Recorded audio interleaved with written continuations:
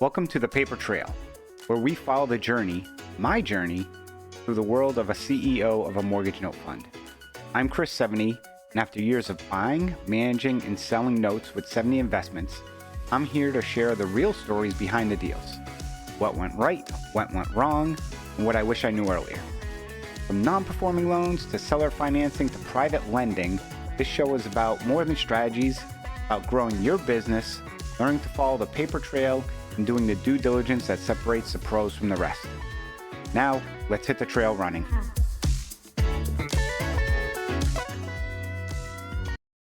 There's a movie out there right now about the apocalyptic downside of AI. Most people are going to watch it and think it's science fiction. I'm not so sure. And here's what's really been sitting with me.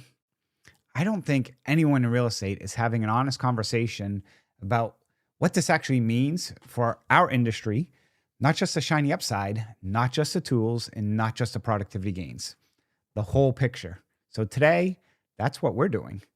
I'm going to give you my honest take, the good, the bad, the ugly of AI and note investing in real estate. We're going to move through it pretty quickly. And by the end, I want you to walk away with a clear picture of where we actually stand, not just where the hype wants you to think we stand. So I'm Chris Seveney, and this is the Paper Trail Podcast. So let's dive right into it.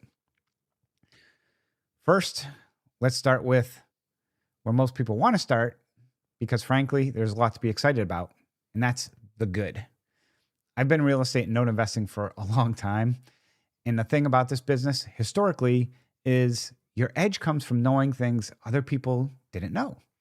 You had better data, better contacts, better judgment about where a neighborhood was going, or whether a borrower was likely to reperform, perform, or what the interior of a property looked like. AI is changing the quality of the inputs available to everyone. And that's generally useful only if you actually know how to use it. AI is already making note investors money. Most just don't realize it yet. Here are two places where it's really showing up right now in our world. Not theoretical, not 5 years from now, today. First, let's start with property valuation modeling.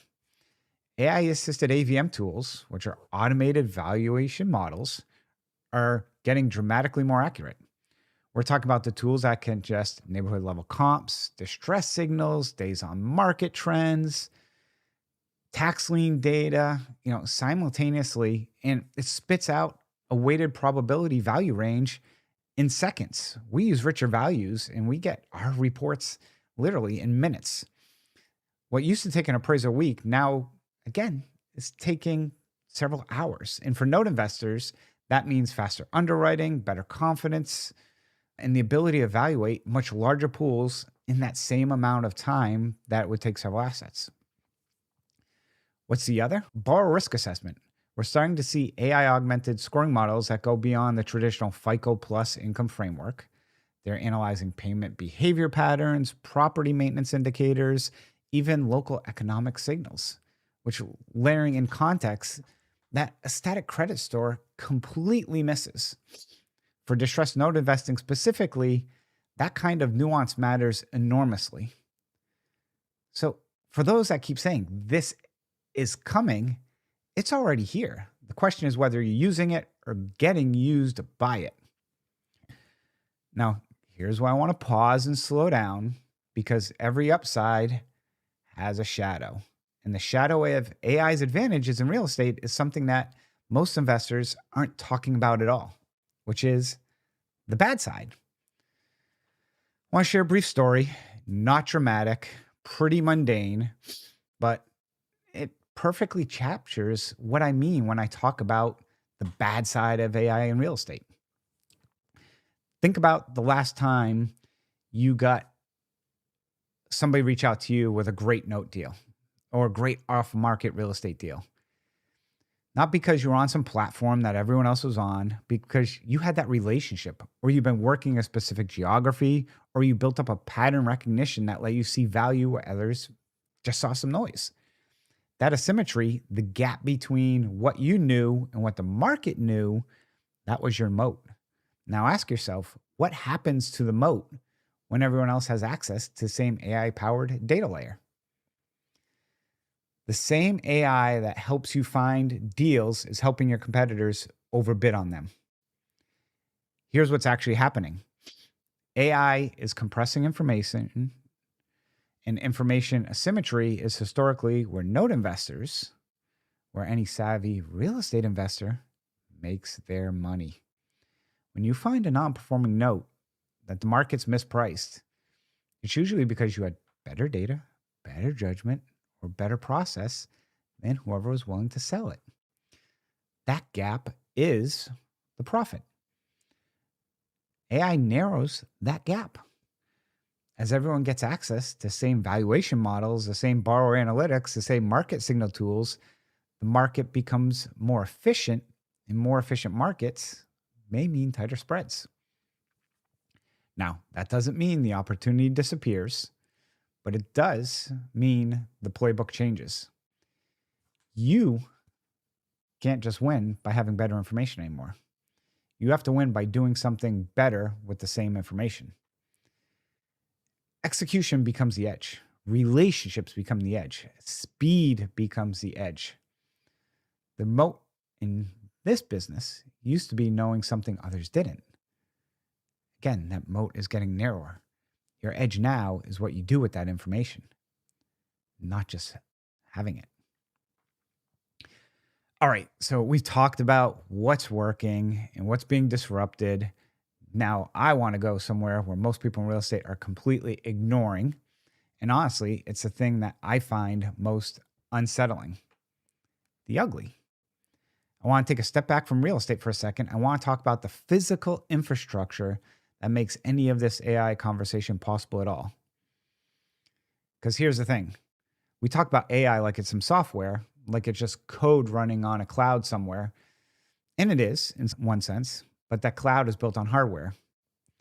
Chips, specifically semiconductors. And the semiconductor story is one of the most consequential geopolitical situations unfolding right now. And almost nobody in real estate is paying attention to it. I've got somebody I know very closely who has 25 patents on semiconductors and talks all about this. Reality is, real estate has no idea what happens if Taiwan falls. 70% of the world's advanced semiconductors are manufactured in one place. China has explicitly and repeatedly stated its intention to reunify that place with the mainland. And real estate has no idea what happens to its technology infrastructure if that does happen. So let me walk you through the dependency chain, because I think once you see it laid out, it's hard to unsee it. Every AI tool you're using, every valuation model, every underwriting platform, every data analytics layer runs on chips. Advanced chips, primarily made by companies like TSMC, which is Taiwan Semiconductor Manufacturing Company, I believe, alone accounts for somewhere between 60 to 90% of the world's most advanced chip production, depending on how you define advanced. Taiwan, if you don't know, one island, one company effectively. China has been explicit, not subtle, explicit about its position on Taiwan. And if Taiwan itself has stated that in the event of a military takeover, it would destroy its own semiconductor fab plants rather than surrender them. This isn't a fringe scenario. That's a stated policy of the Taiwanese government. Now, what does that mean for real estate? It would mean that AI tools were increasingly dependent on, the platforms were integrating into underwriting, deal sourcing, borrower management. All of that infrastructure runs on chips that exist in a geopolitically fragile supply chain. If that supply chain breaks, AI capabilities just don't get more expensive, they degrade, possibly severely. And the real estate industry, which is increasingly building its competitive models on top of this infrastructure, has not had that conversation. I'm not saying this is imminent. I'm not saying it's happening tomorrow. I'm not gloom and doom that all of a sudden we go back to the Stone Age. What I'm saying is nobody in real estate is even asking the question, and that's ugly. What does this mean practically? So what do you do with that? My honest answer, don't build a business that depends 100% on AI functioning at current levels indefinitely. Use it as a tool. Get better because of it, but don't let it become a single point of failure in your model. As an engineer, everybody knows me, we use all these tools, but I got many redundant systems. Which honestly, because of that, brings me to why I'm not losing sleep over this. And why I think note investing is structurally resilient is, here's the thing about note investing that I've come back to over and over again that I've been thinking about all through this episode. At its core, what we do at Seveney is extraordinarily simple. A borrower owes money. That obligation is secured by a piece of physical real estate. We buy that debt at a discount. We work with the borrower towards a resolution, whether that's workout, reinstatement, payoff. Some cases, we may take that property back. This whole thing runs on contract law, human relationships, physical collateral. None of this requires AI to function. None of it. Here's why I'm not losing sleep over any of this, and it comes down to how we're structured. The Seveney model is built on mechanics that predate AI infrastructure, the borrower, the loan, the property, the legal process. These are fundamentals, have not changed, will not change regardless of what happens to semiconductor supply chain or the AI landscape. Now, compare that to PropTech dependent models, platforms that essentially are technology companies operating in real estate. If their AI infrastructure degrades, their core product degrades. Their competitive advantage is baked into algorithms that depend on chips running at scale. We don't have that problem. We use AI where it helps us in valuations and communication workflows and data aggregation, but our business doesn't need it to survive.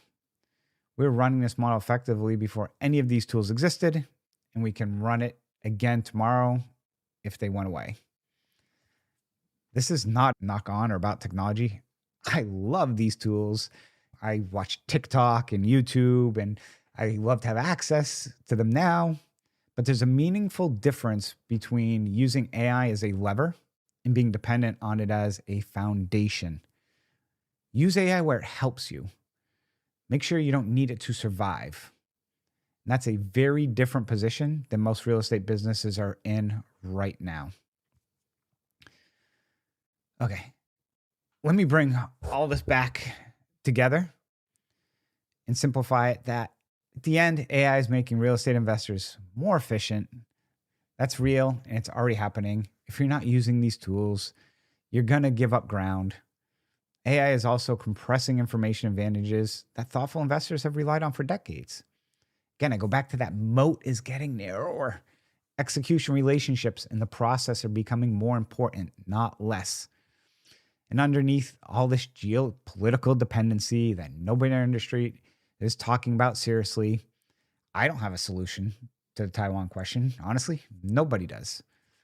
But I think the investors who are building AI-dependent businesses without acknowledging fragility are taking on additional risk that they have not priced in. For us, the structure of note investing is our answer. Not because we're avoiding technology, but we're using it wisely and not solely relying and being dependent on it. You always hear me talk about our team of 12 plus that we have here and having all those resources. Now, if you want to go deeper on any of this, how we're thinking about AI in our own underwriting, what we're seeing in the note market right now, the link to learn more about what we do at Seveney is in the show notes below at seveneyinvestments.com. And hopefully you found this useful. If it gave you a new framework for thinking about how AI actually touches your real estate business, share it with someone who isn't asking these questions, as they should be. I want to thank you for listening to this episode. I'm Chris Seveney. Take care and catch you on the next one. Thanks for joining me on this episode of The Paper Trail. I hope today's insights help you sharpen your note investing strategies. If you found value in this conversation, subscribe, leave a review, and share it with fellow investors. I'm Chris Seveney, reminding you to keep doing the work, trust the process, and always follow the paper trail. Until next time.